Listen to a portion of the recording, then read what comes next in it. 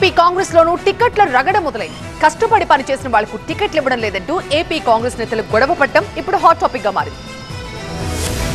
TDP, Janasena, BJP కూటమిలో ఇప్పటికే టికెట్ల పంచాయతీ పీక్ స్టేజ్ లో ఉంది. టికెట్లు దక్కని పలువురు నేతలు ఆందోళనలు, అసంతృప్తి వ్యక్తం చేయడం లాంటివి పలు చోట్ల జరుగుతూనే ఉన్నాయి. ఇప్పుడు ఏపీ కాంగ్రెస్ లోనూ అదే సీన్ రిపీట్ అయింది. తూర్పు గోదావరి జిల్లా రాజమండ్రిలో ఇండియా కూటమి నాయకులతో ఎంపీ అభ్యర్థి గిడుగు రుద్రరాజు ఆత్మీయ సమావేశం నిర్వహించారు. ఈ సమావేశానికి వచ్చిన అనపర్తి, రాజానగరం కార్యకర్తలు ఆగ్రహం వ్యక్తం చేశారు. కష్టకాలంలో కాంగ్రెస్ కోసం పనిచేసిన తమకు టికెట్లు ఇవ్వలేదంటూ మండిపడ్డారు. గిడుగు రుద్రరాజు సమక్షంలోనే తమ ఆగ్రహాన్ని వ్యక్తం చేశారు.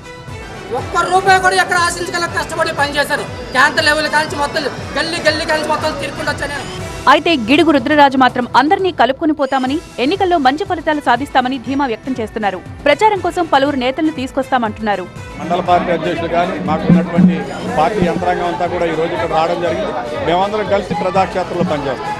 వైఎస్ఆర్ ఆశయాలకు ఏపీ కాంగ్రెస్ నాయకులు మాత్రమే వారసులన్నారు గిడుగు రుద్రరాజు. విభజన హామీలు అమలు చేయాలన్నా, వైఎస్ఆర్ పాలన మళ్లీ తీసుకురావాలన్నా కాంగ్రెస్ ను గెలిపించాల్సిన అవసరం ఉందన్నారు.